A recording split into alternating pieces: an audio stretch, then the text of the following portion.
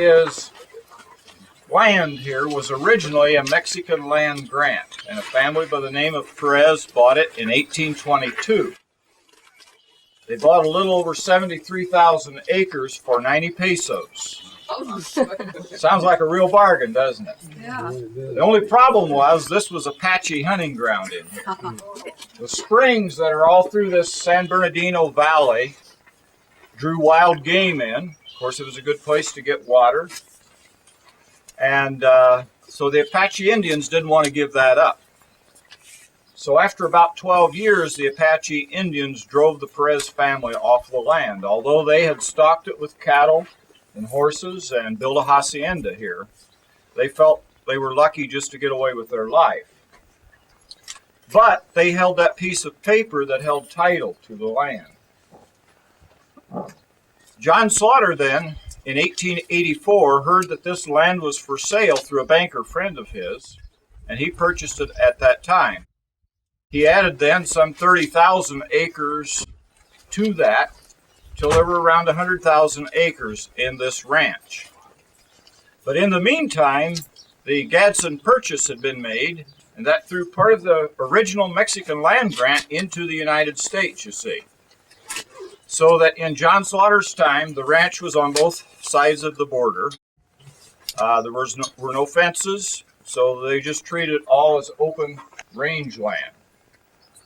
But it was more than a ranch. It was also a farming operation. Down in the valley, you see cottonwood trees. Wherever you see cottonwood trees, there's springs there, or there wouldn't be cottonwood trees. So they used that water for irrigation. And he had sharecrop farmers that had their own homes in the valley, and they provided the labor. It would have all been hand and horse labor at that time. And they grew all kinds of garden vegetables, fruit trees, grapes, hay and grain for their cattle. There were around 150 people that lived and worked right in this area. At one time, there was a post office here at the ranch. At one time, there was a school for the children that lived here in this area. So it was a pretty self-sufficient community. Although, when John Slaughter bought this in 1884, the closest town was Bisbee. So they had to take horse and wagons to Bisbee to get supplies and bring them here to the ranch. So as a result, they had a little store right here on the ranch where they sold to the farmers and ranchers in this area, you see. They capitalized on that. Also, when John Slaughter bought this in 1884, that pond was not here. It was simply water that was bubbling up out of the ground, out of the rock. John Slaughter had enough foresight to see that if he built a dam there to collect that water all through the year, that they could use that water for irrigation in the summertime. So that's what he did. Today there's from 60 to 120 gallons of water that flow into that pond per minute from springs.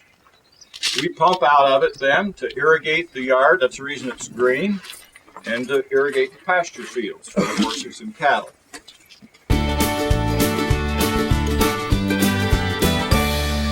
And then, again, you not only know your tools, but, begin to think about the lighting situations. Work with that lighting, work with those angles like I talked about. Maybe the straight on walk up might not be very nice, but maybe if you tilt it back a little bit, it would make it more interesting.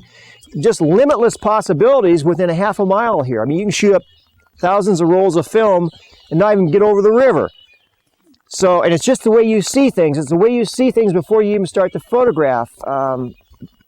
Is going, and once you train your mind to do that, I don't think it's any kind of God-given talent or something you're just born with. I just think you have to learn how to see things, and then all of a sudden, all these opportunities will pop up for you. I mean, you got to know how your camera gear works, but know the capabilities of the various tools you have in your camera bag, and then once you realize this, it's just limitless possibilities.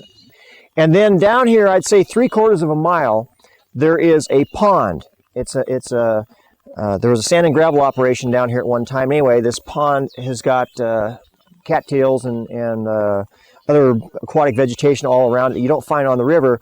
But it's got also in it, hopefully, some ducks and maybe some black-crowned night herons and a few other birds down there, great blue herons.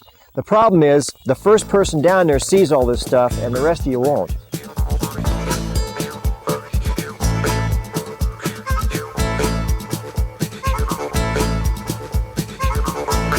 Work with the light, basically, on this. And you might not want to do it up close. You may want to do it back a ways, but just make a circle around the scene. You'll see various opportunities there. That might help you make your decision as whether or not this make a good photograph. But there's just photographs everywhere. So have at it.